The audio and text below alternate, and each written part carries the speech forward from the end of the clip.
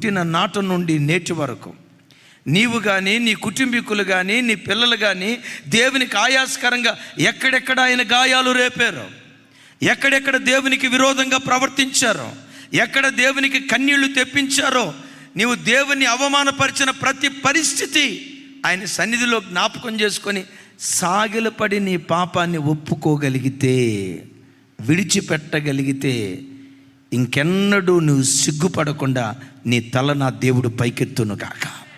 కొంచెం గట్టిగా చెప్దాం ఆమేన్. కొంచెం గట్టిగా చెప్దాం ఆమేన్. ఇంకోసారి, చివరిసారి.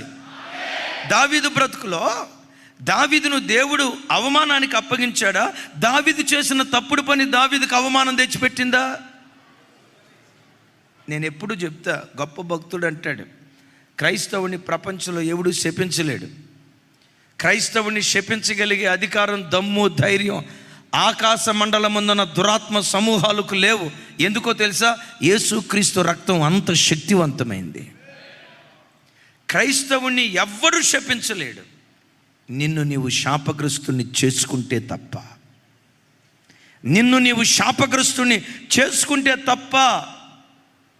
ఒకవేళ తెలిసో తెలియకో ఎక్కడైనా తప్పటడుగు వేసినట్లుగా నీకు జ్ఞాపకం వస్తే, ఈ రాత్రి మాసాంతర కూటంలో యెహోవా సన్నిధిలో సాగిలపడి నీ అపరాధాన్ని ఈ రాత్రి ఒప్పుకోగలిగితే, ఎక్కడ సిగ్గుపడ్డావో, ఎక్కడ అవమానపడ్డావో, ఎక్కడ నిందపడ్డావో, నీ నిందకు ప్రతిగా రెట్టింపు ఘనత నా దేవుడు నీకు అనుగ్రహించును గాక.